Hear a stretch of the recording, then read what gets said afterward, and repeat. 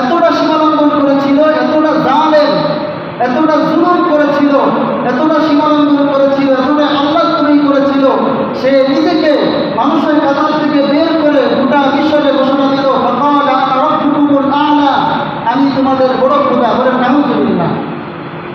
ফাকালা আনা রাব্বুকুমুল আ'লা, আমি তোমাদের বড় খোদা। অথচ মানুষ কখনো মানুষের রব হতে পারে না। মানুষ কখনো মানুষের রব হতে পারে? মানুষ কখনো মানুষের রব হতে পারে না। মানুষের রব হলেন একজন, সবাই জোরে সোরে বলেন তো তিনি কে? আল্লাহ রাব্বুল আলামিন হলেন মানুষের রব।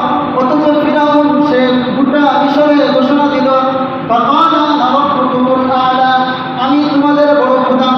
অথচ আমরা মনে করি, আমরা জানি, আমাদের ইমানের বিশ্বাস হলো মানুষ কখনো মানুষের রব হতে পারে না, মানুষের রব হবে একজন। এই জন্য ফিরাউন সে বলল, আমার উপর ঈমান আনো, আমার উপরে যদি ঈমান না আনো তাহলে তোমাদের কথা বলার স্বাধীনতা, তাহলে তোমাদের চলাফেরার স্বাধীনতা, তাহলে তোমাদের সকল প্রকারের স্বাধীনতা আমি তোমাদের থেকে কেড়ে নিব। আমার মতের সাথে যদি একমত পোষণ না করো তাহলে তোমাদেরকে মেরে ফেলবো, কেটে ফেলবো, ধ্বংস করে দিব, জেলখানায় ঢুকাবো। তাহলে বোঝা গেল নিজের মতের বিরুদ্ধে গেলে মেরে ফেলা, কেটে ফেলা, ধ্বংস করে দেওয়া, জেল জুলুম নেওয়া, এইটা এরকম হুমকি দামকি দেওয়া, এটা ফিরাউনি শাসকের ঘটনা, ঠিক না?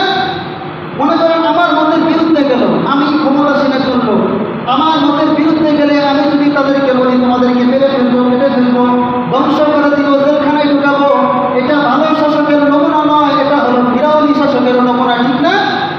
এটা হলো ফিরাউনি শাসকের নমুনা। এই জন্য যারা নিজের ক্ষমতা, নিজের অস্তিত্ব টিকিয়ে রাখার জন্য যখন নিজেকে রব দাবি করে, ফাকালা আনা রাব্বুকুমুল আ'লা, যখন তাদের মতের সাথে একমত পোষণ না করো, যখন তারা বলে তোমরা যদি আমার মতের সাথে একমত পোষণ না করো তাহলে তোমাদেরকে মেরে ফেলবো, কেটে ফেলবো, ধ্বংস করে দিব, জেল জুলুম করাবো, এগুলো হলো ফিরাউনি শাসকের নমুনা, ঠিক কিনা? এই জন্য ফিরাউন সর্বপ্রথম চরিত্র হলো ফিরাউন। সে নিজেকে এতটা অহংকার করেছিল, এতটা জুলুম করেছিল। আল্লাহ তাআলা ওই কথাটাই বলেন, ইন্না ফিরাউনা আলা ফিল আরদ ওয়া জাআলা আহলাহা শিয়া। ফিরাউন এতটাই অহংকার করেছিল, জুলুম করেছিল, সীমালঙ্ঘন করেছিল, এতটাই জালেম, এতটাই আল্লাহদ্রোহী করেছিল, সে মানুষের কাতার থেকে বের করে নিজেকে রবের কাতারে দাঁড় করিয়েছিল। রবের কাতারে দাঁড় করিয়ে তিনি নিজেই ঘোষণা করেছিল, ফাকালা আনা রাব্বুকুমুল আ'লা, আমি তোমাদের বড় খোদা। বলেন নাউযুবিল্লাহ। আমি তোমাদের বড় খোদা। এই জন্য এক নাম্বার ফিরাউনের চরিত্র হলো অহংকার করা। অহংকার করে এতটাই অহংকারী ছিল, এতটাই সীমালঙ্ঘন করছিল। এই জন্য সীমালঙ্ঘন করা যাবে? আপনি যদি সীমালঙ্ঘন করেন আপনার অস্তিত্বের অবস্থা থাকবে না। সীমালঙ্ঘনকারীকে আল্লাহ পছন্দ করেন না। সীমালঙ্ঘনকারীকে আল্লাহ পছন্দ করেন। সীমালঙ্ঘন করার সাথে সাথে আল্লাহ তাআলা আপনাকে আটকাই করবে। আল্লাহ তাআলা বলেন না, একটা কথা আছে না, আল্লাহ তাআলা বলেছেন কোরআনের মধ্যে যে আল্লাহ ধরে না, ধরলে ছাড়ে না, ধরে কখন? যখন সীমালঙ্ঘন করে। এই জন্য সীমালঙ্ঘন করা যাবে না। সীমালঙ্ঘন করবেন কেউ? সীমালঙ্ঘন করা যাবে না। ফিরাউনও সীমালঙ্ঘন করেছিল। মানুষ হইয়া মানুষের কাতার থেকে নিজেকে বের করেছিল। নিজেকে বের করে কত বড় জালেম, কত বড় আল্লাহদ্রোহী, কত বড় জালেম, সে নিজেকে রবের কাতারে দাঁড় করিয়ে নিজেই ঘোষণা করেছিল, ফাকালা আনা রাব্বুকুমুল আ'লা। ওর থেকে বড় জালেম হতে পারে নাকি কেউ? বলে ওর থেকে কেউ জালেম হতে পারে? এই জন্য নিজেকে খোদা দাবি করে, ফাকালা আনা রাব্বুকুমুল আ'লা। আবার এই কথা বলে, আমার উপরে যদি তোমরা ঈমান না আনো তাহলে তোমাদের কথা বলার স্বাধীনতা, তোমাদের চলাফেরার স্বাধীনতা, তোমাদের সকল স্বাধীনতা আমি কেড়ে নেব। আমাকে রব হিসেবে যদি না মানো, আমার মতে যদি একমত পোষণ না করো তাহলে তোমাদেরকে ধ্বংস করে ফেলবো, মেরে ফেলবো, কেটে ফেলবো, জেল জুলুম করাবো। তাহলে নিজের মতের বিরুদ্ধে গেলে মেরে ফেলা, কেটে ফেলা, এরকম হুমকি ধামকি দেওয়া, এটা ফিরাউনি শাসকের নমুনা, ঠিক কিনা? এই জন্য আমাদের সবথেকে বড় কথা হলো কি, যে আমরা কখনো সীমালঙ্ঘন করবো না। আল্লাহ তাআলা ওই আয়াতের পুরাণ অংশ আল্লাহ বলে, ইন্না ফিরাউনা আলা ফিল আরদ ওয়া জাআলা আহলাহা শিয়া। সে তার জনপদের মানুষকে বিভক্ত করে রেখেছিল। সে তার জনপদের মানুষকে ওয়া জাআলা আহলাহা শিয়া, সে তার জনপদের মানুষকে বিভক্ত করেছিল। তার শাসনের একটা নমুনাই ছিল ডিভাইডেড রুলস, মানে বিভক্ত করো, শাসন করো, দলে দলে ভাগ করো আর শাসন করো। কারণ দলে দলে ভাগ না করলে ফিরাউনি চেয়ার মজবুত থাকে না। দলে দলে যদি সবাই যদি ঐক্যবদ্ধ হয় তাহলে ফিরাউন নিশ্চয় থাকবে। এই জন্য ফিরাউন কি করত? কাউকে পকেট দল, কাউকে ছিন্ন দল, কাউকে বিচ্ছিন্ন দল, এরকম ভাগ করে করে তিনি শাসন করত। যদি ফিরাউনের রুল ছিল যে ডিভাইডেড করো, ডিভাইডেড মানে মানুষকে দলাদলি করে ভাগ করে মানুষের মধ্যে একটা নৈরাজ্য সৃষ্টি করে একজন আরেকজনের পিছনে লেগে থাকা, একজন আরেকজনকে কিছু কথা বলা, বিভিন্ন প্রকারে হ্যাঁ করে দলে দলে ভাগ করা, কাউকে পকেটে রাখতো, কাউকে ছিন্ন করে রাখতো, কাউকে বিচ্ছিন্ন করে রাখতো। এই জন্যই তো বলে কাউকে পকেট দল, কাউকে ছিন্ন দল, বিচ্ছিন্ন দল করে রাখতো। কারণ ফিরাউন, বর্তমান দুনিয়ার ফিরাউনরা জানে যদি মুসলমানরা ঐক্যবদ্ধ হয়ে যায় তাহলে দুনিয়ার কোনো ফিরাউনের অস্তিত্ব থাকবে, দুনিয়ার কোনো ফিরাউনের অস্তিত্ব থাকবে না। দুনিয়ার মধ্যে 200 কোটি মুসলমান, বলেন কয়শো কোটি মুসলমান? 200 কোটি মুসলমান যদি এক হয়ে যায় তাহলে মুসলমানদের শক্তি বাড়বে না কমবে? যারা বলে মুসলমানদের শক্তি বাড়বে। এই জন্য ফিরাউন গোষ্ঠীরা মুসলমানদেরকে এক টেবিলে বসতে দেয় না। মুসলমানরা যদি এক টেবিলে বসে আর মুসলমানরা যদি ঐক্যবদ্ধ হয়ে যায় তাহলে পুরো পৃথিবীটাই মুসলমানদের দখলে চলে যাবে। আমার কথা বুঝেন নাই?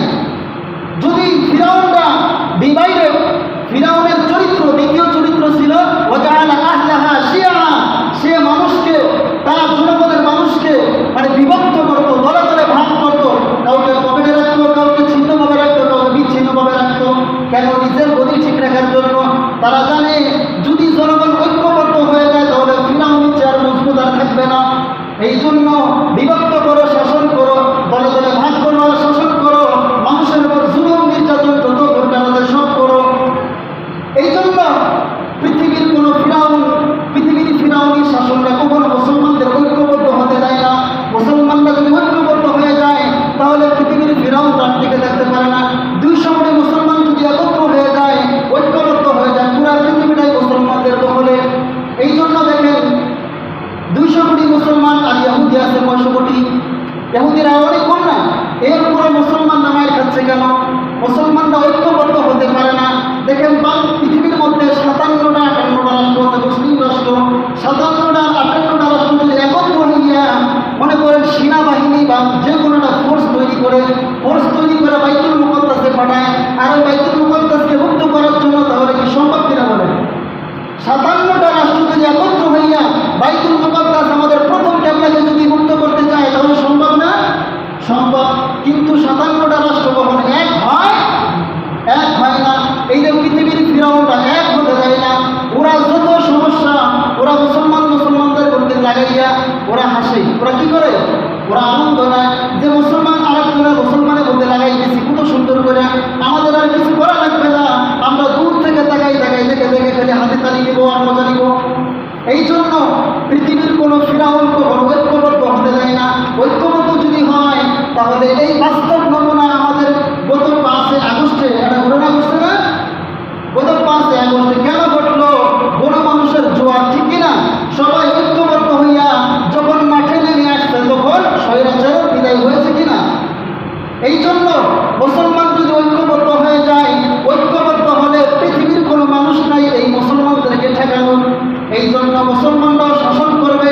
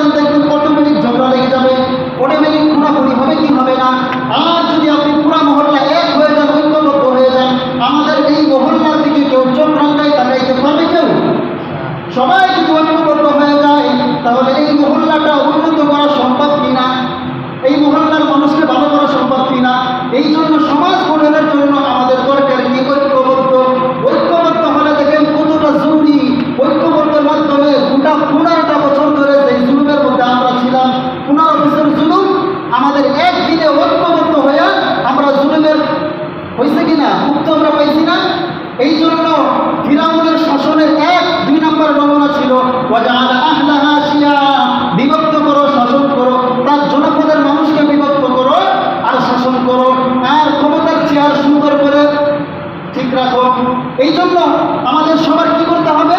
2 নম্বর হলো আমাদের ঐক্যবদ্ধ হতে হবে, ঠিক না? ঐক্যবদ্ধ যদি আমরা হই তাহলে আমরা খুব দ্রুতই আমাদের জীবনে সফলতা আনতে পারবো। এরপরে আল্লাহ তাআলা আয়াতের পরের অংশে বলেন, ইন্না ফিরআউনা আলা ফিল আরদ ওয়া জাআলা আহলাহা শিয়া ইস্তাদঈফু তাইফাতান মিনহুম। ফিরআউন শাসন করতে দলে দলে ভাগ করত, কিন্তু এর মধ্যেও ওয়া জাআলা আহলাহা শিয়া ইস্তাদঈফু তাইফাতান মিনহুম, দলে দলে ভাগ করত। আবার এই দলের মধ্যে আবার একটা দল ছিল, ওই দলকে বেশি দুর্বল করে রাখতো, এই দলকে বেশি দুর্বল করে রাখতো। কারণ সে পরিচয় দিত, 1 নম্বর পরিচয় হলো ফিরআউনি দল, হলো সরকারি দল, বাকিরা হলো বিরোধী দল। আর বিরোধী দলের মধ্যে একটি দল আছে, তারা হলো প্রধান বিরোধী দল, তারা প্রধান বিরোধী দল। আর ওই দলের নাম হলো বনি ইসরাইল। ওই দলের নাম কি? বনি ইসরাইল। বনি ইসরাইল নাম শুনছেন সবাই? ওই দলের নাম হলো বনি ইসরাইল। এখন আমাদের বনি ইসরাইল সম্পর্কে একটু জানা দরকার। বনি ইসরাইল আমাদের একজন নবী আছে, জাতির পিতা হযরত ইব্রাহিম আলাইহিস সালাতু ওয়াস সালাম। বলেন আমাদের জাতির পিতা কে? জোরে বলেন তো। আমাদের জাতির পিতা হযরত ইব্রাহিম আলাইহিস সালাতু ওয়াস সালাম, তাকে বলা হয় আবুল আম্বিয়া, মানে নবীগণের পিতা। তাকে কি বলা হয়? আবুল আম্বিয়া। তাকে বলা হয় নবীগণের পিতা, আবুল আম্বিয়া ওয়াল মুরসালিন। নবীগণের পিতা ইব্রাহিম আলাইহিস সালাতু ওয়াস সালামের পরে যত নবী এসেছে সমস্ত নবী হলো ইব্রাহিম আলাইহিস সালাতু ওয়াস সালামের বংশে।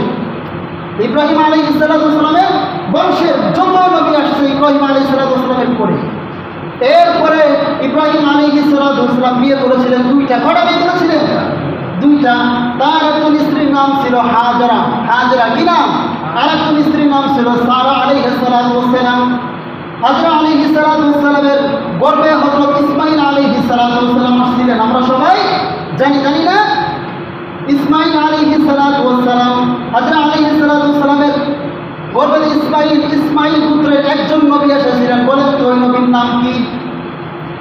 বলেন। ইসমাঈল আলাইহিস সালাতু ওয়াস সালামের বংশে একজন নবী আসছিলেন, ওই নবীর নাম হলো জনাব মুহাম্মদুর রাসূলুল্লাহ সাল্লাল্লাহু আলাইহি ওয়াসাল্লাম। একজন নবী আসছেন, আমরা হলাম ইসমাঈল পুত্রের নবী উম্মত। আমাদের নবী ইসমাঈল পুত্রের 2 নম্বর, এটা হলো হাজরা আলাইহিস সালাতু ওয়াস সালামের বংশে। 2 নম্বর সারা আলাইহিস সালাতু ওয়াস সালাম, তার গর্ভে একজন সন্তান আসছিল ইসহাক আলাইহিস সালাতু ওয়াস সালাম। কে নাম? ইসহাক আলাইহিস সালাতু ওয়াস সালাম। এবং ইসহাক আলাইহিস সালাতু ওয়াস সালামের ঘরে আরেকটা সন্তান আসছিল ইয়াকুব। ওই ইয়াকুবকে বলা হয় বনি ইসরাইল। তারা থাকতো ফিলিস্তিনে। তারা কই থাকতো? ফিলিস্তিনে। ফিলিস্তিনে থাকতো, তারা কিন্তু মিশর ছিল না। কথাটা বোঝার চেষ্টা করবেন কিভাবে? মানে একটা বিরোধী দলকে ফিরাউন কেন ডরাইতো? মানে দলে দলে ভাগ করতো।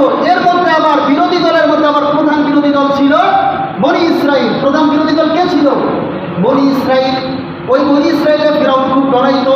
এই জন্য তাদের কথা বলার স্বাধীনতা, চলাফেরার স্বাধীনতা, তাদেরকে রাষ্ট্রীয় গোলামে পরিণত করে রাখতো। তাদেরকে কি করে রাখতো? রাষ্ট্রীয় গোলামে পরিণত করে রাখতো। তো যাই হোক, যে কথা বলছিলাম, ইসহাক আলাইহিস সালাতু ওয়াস সালামের গর্ভে একজন সন্তান আসছিল, তার নাম ইয়াকুব আলাইহিস সালাতু ওয়াস সালাম। আর তিনি ছিলেন ফিলিস্তিনে। কোথায় ছিলেন? ফিলিস্তিনে। হযরত ইয়াকুব আলাইহিস সালাতু ওয়াস সালামের গর্ভে আবার 12 জন সন্তান আসছিল। কয়জন সন্তান? 12 জন সন্তান। আমি শর্টকাট, বনি ইসরাইল কোথেকে আসলো, মানে বনি ইসরাইল মিশরে কেমনে গেল, এটা আমার জানা দরকার আছে না? বনি ইসরাইল তো মিশর তো আলাদা, বনি ইসরাইল আলাদা। এই জন্য মিশরে বনি ইসরাইল কীভাবে রাজত্ব করলো, কীভাবে শাসন করলো, এইটা আমি আপনাদেরকে বোঝানোর চেষ্টা করছি। ইয়াকুব আলাইহিস সালাতু ওয়াস সালামের 12 জন সন্তান ছিল। তার মধ্যে একজন সন্তান ছিল, যাকে আল্লাহ তাআলা পৃথিবীর অর্ধেক সৌন্দর্য দিয়েছিল। তার নাম কি বলেন? হযরত ইউসুফ আলাইহিস সালাতু ওয়াস সালাম। আপনারা কেউ জানেন না? জানেননি? তা বলেন না কেন? বলবেন, সমস্যা কি? তার নাম ছিল হযরত ইউসুফ আলাইহিস সালাতু ওয়াস সালাম। তাকে আল্লাহ তাআলা পৃথিবীর অর্ধেক সৌন্দর্য দিয়ে পাঠিয়েছেন। ফিলিস্তিনে থাকতো। তার 11 ভাই তাকে হিংসা করতো। কেন? তার বাবা ইউসুফকে বেশি ভালোবাসতো। এই জন্য তাকে হিংসা করে 11 ভাই তাকে মেরে ফেলার সিদ্ধান্ত নিল। একজন তার বড় ভাই ইয়াহুদা বলল, না, মারা যাবে না, মারার দরকার নাই, আমরা তাকে খেলাধুলার জন্য নিয়ে কোনো কূপের মধ্যে ফেলে দিব। কূপের মধ্যে ফেলে দেয়। ফেলে দেওয়ার পরে একজন কয়েকটা কাফেরা এসে যখন পানি পান করার জন্য ওর মধ্যে বালতি ফেলাইলেন। বালতি ফেলানোর পরে একটা যুবক, ছোট্ট বাচ্চা, ওই বাচ্চাটা খুব সুন্দর ছিল, ওই বাচ্চাটাকে মিশরের রাজধানী মিশরে বিক্রি করলো, আর কিনে নিল মিশরের বাচ্চা আজিজে মিশর। ওই বাচ্চার নাম ছিল আজিজে মিশর। আজিজে মিশর যখন কিনে নিল, কিনে নিয়ে তিনি লালন পালন করলেন। সুন্দর বাচ্চা, পৃথিবীর মধ্যে সৌন্দর্য। নবী করিম সাল্লাল্লাহু আলাইহি ওয়াসাল্লাম বলতেন, আনা মালিক ওয়া আখি ইউসুফুস সাগীর, আমি হলাম লাবণ্যময় সুন্দর, আমার ভাই ইউসুফ হলো সাদা ধবধবে সুন্দর। ইউসুফ আলাইহিস সালাম সাদা ধবধবে সুন্দর ছিল, সাদা ধবধবে সুন্দর ছিল। যখন আজিজে মিশর মিশরের বাচ্চাটাকে লালন পালন করলো, এত সুন্দর, মিশরের স্ত্রী, বাচ্চার স্ত্রী তার প্রেমে পড়ে গেল। এই ঘটনা আমরা সবাই জানি। যাই হোক, এই বিষয়ে যদি কোনোদিন আলোচনা করা লাগে ওই সময় বিস্তারিত বলবো। এক পর্যায়ে জেলে গেল, জেলে গিয়ে জেল থেকে তাকে বললো, আমি জেল থেকে বের হবো না যতক্ষণ পর্যন্ত আমি নির্দোষ প্রমাণিত না হই। আমার কথা বুঝছেন? আমি জেল থেকে বের হবো না যতক্ষণ পর্যন্ত আমি নির্দোষ প্রমাণিত না হই। জেল থেকে বের করলো, নির্দোষ প্রমাণিত হইয়া বের হয়ে খাদ্যমন্ত্রীতে যোগ দিল। খাদ্যমন্ত্রী যোগ দিচ্ছে না? যোগ দেওয়ার পরে ওই যে মিশর শাসন করলো, মিশর শাসন করার পরে ওই তার 11 ভাই এবং তার বাবা মা সবাইকে মিশরে নিয়ে আসলো। ওই যে শুরু করলো ইউসুফ আলাইহিস সালাম মিশর শাসন। বুঝছেন? তারা ছিল কোথায়? ফিলিস্তিনে। মিশরে আসলে কিভাবে? ওই যে কুয়া থেকে মিশর, মিশর থেকে জেলে, জেল থেকে রাষ্ট্রপ্রধানের ক্ষমতা পাইছেন তো? তাহলে মিশর শাসন করা শুরু করলো। যখন তারা মিশর শাসন করলো, শাসন করতে করতে তারা ইউসুফ আলাইহিস সালাম দুনিয়া থেকে চলে গেলেন। তারা যখন পাপের মধ্যে নিমজ্জিত হয়ে গেল, তখন তাদের হাত থেকে আল্লাহ তাআলা ক্ষমতা নিয়ে ফিরাউনরা ক্ষমতায় গেল। কারা ক্ষমতায় গেছে? ফিরাউনরা ক্ষমতায় গেল। এই জন্য ফিরাউন, তারা জানে আমরা শাসন করার আগে শাসন করতে হলো বনি ইসরাইল। বনি ইসরাইল পাইছে, শাসন করতে বনি ইসরাইল। এই জন্য তার ক্ষমতা হারানোর ভয়, একমাত্র বনি ইসরাইলই তার ক্ষমতা হারাইতে পারে। কথা বুঝছেন? 3 নাম্বার, একটা দলকে সে কুণ্ঠুষে করে রাখতো। একটা দলের উপর যত প্রকারের নির্যাতন আছে চলতে দিত না, খাইতে দিত না, রাষ্ট্রীয় গোলামে পরিণত করে রাখতো। কেন রাখতো? কারণ এই দলের মাধ্যমেই ফিরাউনের শাসনের পতন ঘটার সম্ভাবনা আছে। এই জন্য কেন পতন ঘটার সম্ভাবনা আছে? কারণ ইতিপূর্বে ফিরাউনরা শাসন করার আগে শাসন করতে বলি, ফিরাউনরা শাসন করার আগে শাসন করতে বনি ইসরাইল। এই জন্য বনি ইসরাইলে বেশি ভয় পাইত। এই জন্য তাদের সকল প্রকারের স্বাধীনতা, তাদের কথা বলার স্বাধীনতা, চলার স্বাধীনতা, খাওয়ার স্বাধীনতা, রাষ্ট্রীয় যত সুযোগ সুবিধা আছে সব কিছু থেকে বঞ্চিত করে, এমনকি রাষ্ট্রীয় গোলামে পরিণত করে রাখত। এত জুলুম বনি ইসরাইলের ওপর করত। এরপরে তাহলে এখান থেকে আমরা একটা চরিত্র পাই, যাদের মাধ্যমে ক্ষমতা হারানোর ভয় আছে, তাদেরকে কথা বলার স্বাধীনতা, তাদেরকে চলার স্বাধীনতা, তাদেরকে রাষ্ট্রীয় গোলামে পরিণত করা, তাদেরকে বাসায় ঘুমাইতে না দেওয়া, জেল জুলুম করা, এটা ফিরাউনি শাসকের নমুনা। ঠিক কিনা? আমার কথা বুঝেন নাই? বুঝছেন? তাহলে 3 নম্বর চরিত্র হলো যে যাদের মাধ্যমে ক্ষমতা হারানো ভয় আছে, তাদেরকে চলার স্বাধীনতা না দেওয়া, তাদেরকে খাওয়ার স্বাধীনতা না দেওয়া, তাদেরকে যত প্রকারের স্বাধীনতা আছে এই স্বাধীনতা থেকে বঞ্চিত করা, এটা হলো ফিরাউনি শাসকের নমুনা। আমরা কি ফিরাউনি শাসক মেনে নিতে পারি? মেনে নিতে পারি না। এই কথাই আল্লাহ তাআলা কুরআনুল কারীমে একটা আয়াতের মধ্যে বলেন, ইন্না ফিরাউনা, 1 নম্বর, ওয়াজাআলা আহলাহা, 2 নম্বর, ওয়াজাআলা আহলাহা শিয়া ইস্তাদঈফু তাইফাতাম মিনহুম, দলে দলে ভাগ করতো, আবার ভাগ করে তাদের মধ্যে আবার একটা দলকে আরো বেশি দুর্বল করে রাখতো, যাতে করে তাদের মাধ্যমে তার ক্ষমতার পতন না ঘটে। কথা বুঝেন নাই? ক্ষমতার পতন ঘটার বয়সে একটা দলকে এতটাই দুর্বল করে রাখতো, তাদের সকল প্রকারের স্বাধীনতা, তাদের উপর যত জুলুম আছে সকল জুলুম তাদের উপর করত।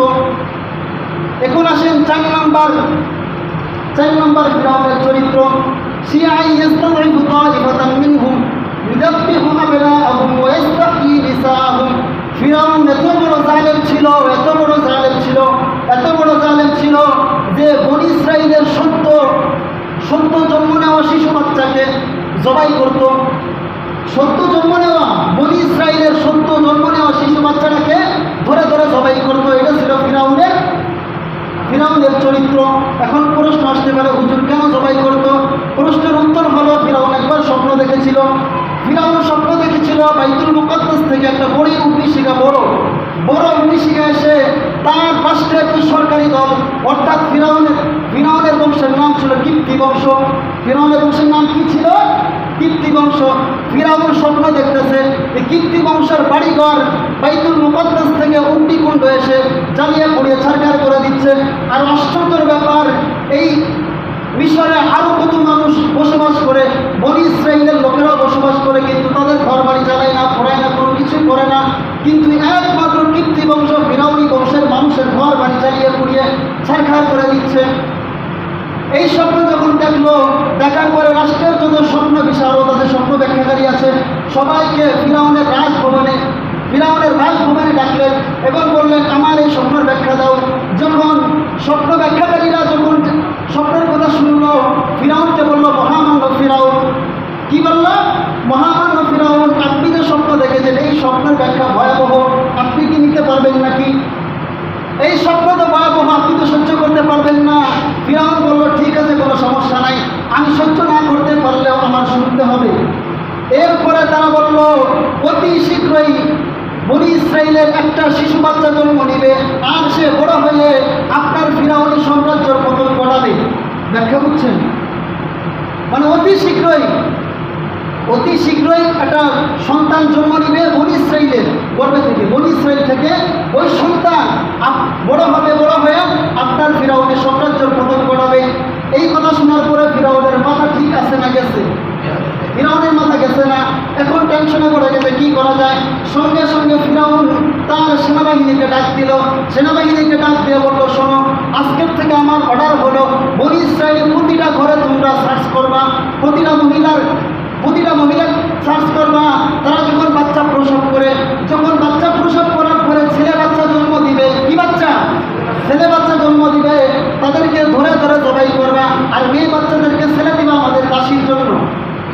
মেয়ে বাচ্চাদেরকে কি হবে? ছেড়ে দিবা আমাদের দাসীর জন্য। আর ছেলে বাচ্চাদেরকে জবাই করবা। জবাই কেন করবা? কারণ ওই ফিরাউন স্বপ্ন দেখেছিল অগ্নিকুণ্ড এসে বাড়িঘর জ্বালিয়ে পুড়ে দিচ্ছে। এর ব্যাখ্যা হলো, অতি শীঘ্রই একটা শিশু বাচ্চা আসবে বনি ইসরাইল থেকে। কোত্থেকে? বনি ইসরাইল থেকে একটা শিশু বাচ্চা আসবে, সে বড় হয়ে এই ফিরাউনের শাসনকে পতন ঘটাবে। এই জন্য ফিরাউন অর্ডার করলো তার সেনাবাহিনী তার কার্যক্রম শুরু করলো। তাহলে এখান থেকে চতুর্থ প্রকারের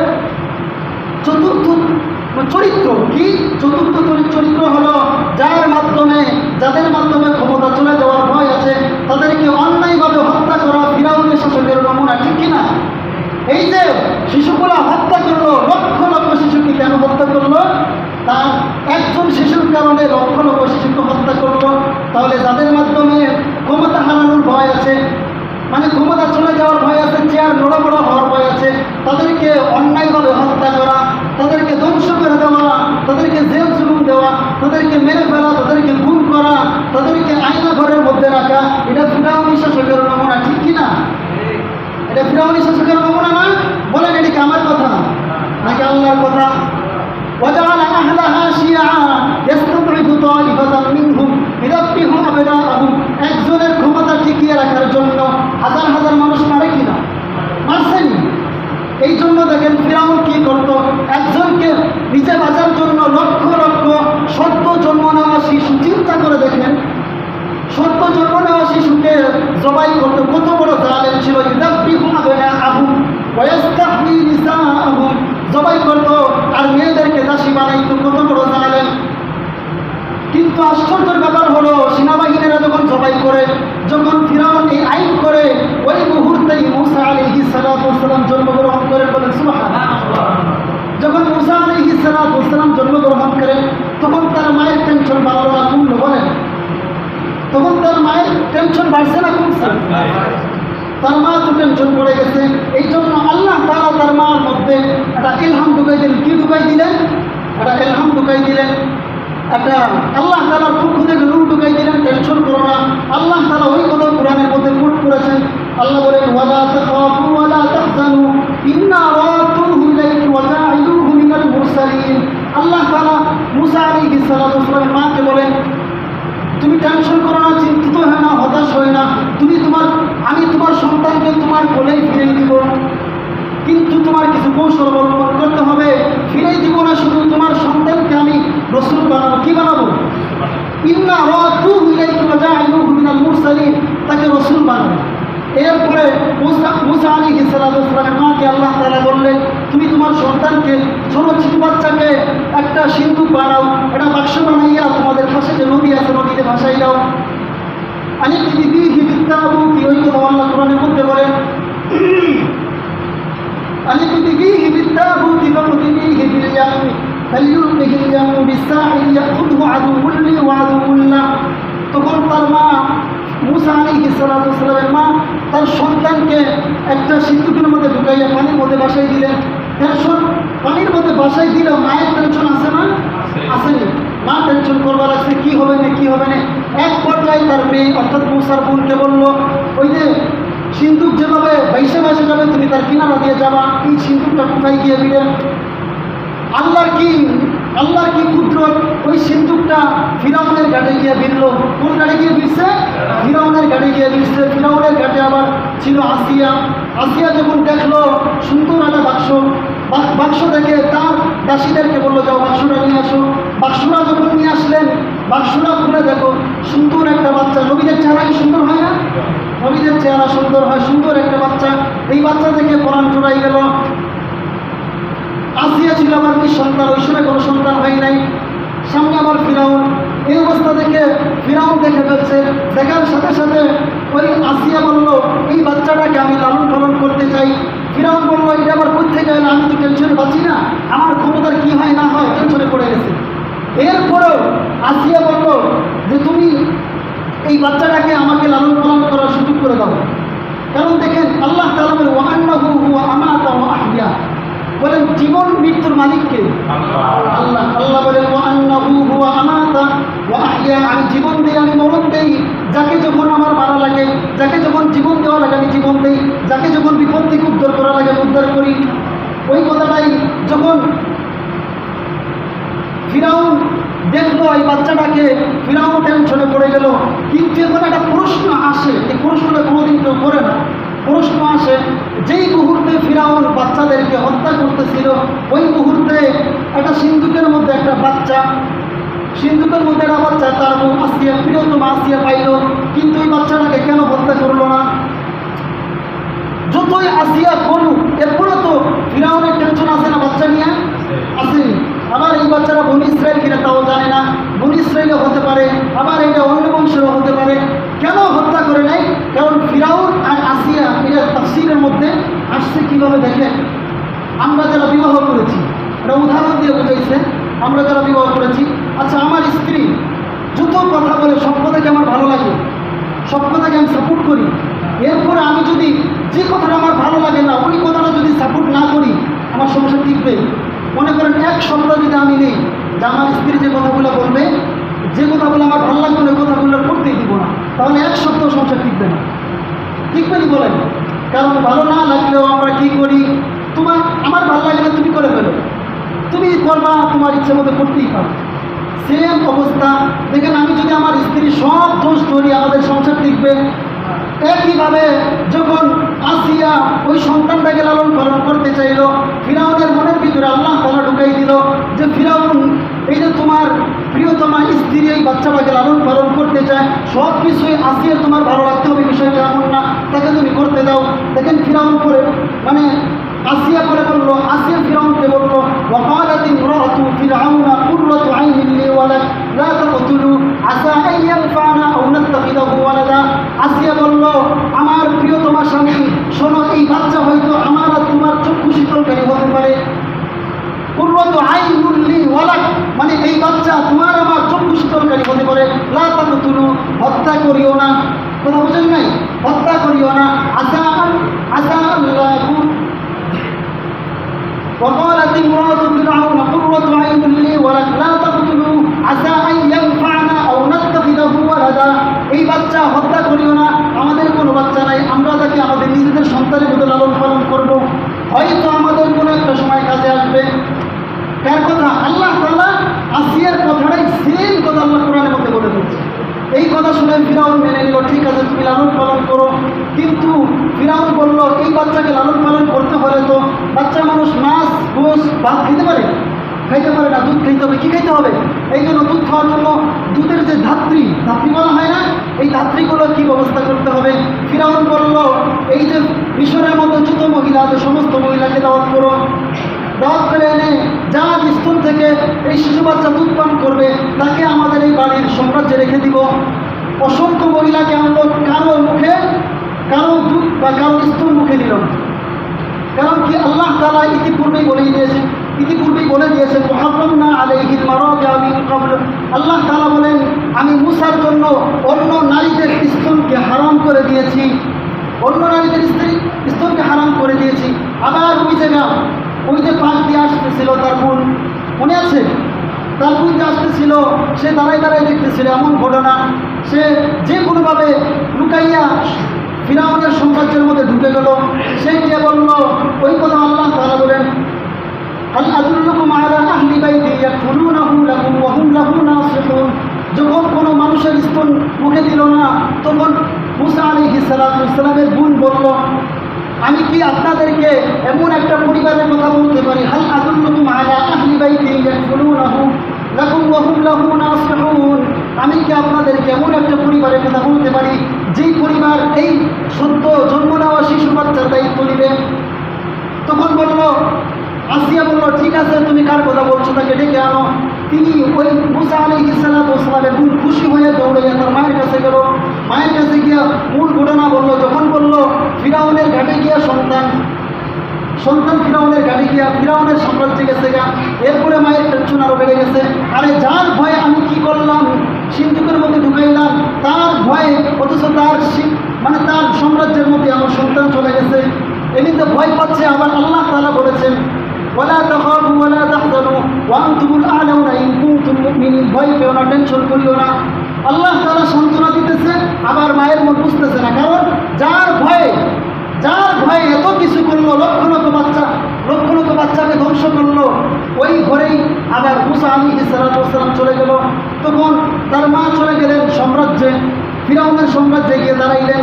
দাঁড়ানোর পরে ওই মুসা আলাইহিস সালামকে কোলে নিলেন। কোলে নেওয়ার সাথে সাথে ওই ছোট শিশু বাচ্চা মায়ের স্তন থেকে দুধ খাওয়া শুরু করলো। সুবহানাল্লাহ। এক পর্যায়ে যখন দুধ খাওয়া শুরু করলো, পাশে দাঁড়ালো ফিরাউন বলল, এই মহিলা, তুমি কখনো বাইরে যেতে পারবে না, তুমি আমাদের ঘরে, আমাদের সাম্রাজ্যে থেকে বড় হবা, তুমি এই সন্তানকে লালন পালন করবা, তোমার যত প্রকারের ভরণ পোষণ, যত প্রকারের ভাতা আছে সব টাকা ফিরাউনের সাম্রাজ্য থেকে বহন করবে, তোমাকে আলাদা বেতন দিবে। অথচ তাকে হত্যা করার জন্য এত বড় বড় আয়োজন, সেই মানুষটাকে আল্লাহ তাআলা কৌশলে তার ঘরে জন্ম দিতেছে, ঠিক কিনা? এই জন্য আল্লাহ বলেন, শেষ করে দেব, ওমা কারু ওমা কারাল্লাহ ওয়াল্লাহু খায়রুল মাকিরিন। আমি আপনি করি ষড়যন্ত্র, আল্লাহ বলেন আমি করি ফায়সালা। আল্লাহ কি করে? আমি আপনি করি ষড়যন্ত্র। আমি আপনি ষড়যন্ত্র করতে পারি, কিন্তু ফায়সালাটা করবে কে? ষড়যন্ত্র করা আমার আপনার হাতের কাজ, কিন্তু ফায়সালা করা কার কাজ? আল্লাহ তাআলা বলেন, লক্ষ লক্ষ সদ্য শিশু বাচ্চাকে তুমি হত্যা করলা, যার জন্য আমি আল্লাহ তোমার ঘরে ওই শিশু বাচ্চাকে রাজকীয় হালাতে তাকে লালন পালন করলাম। সুবহানাল্লাহ। আগামী জুমা থেকে এখান থেকে শুরু হবে ইনশাআল্লাহ। ওয়া আখিরু দাওয়ানা আলহামদুলিল্লাহি রাব্বিল আলামিন।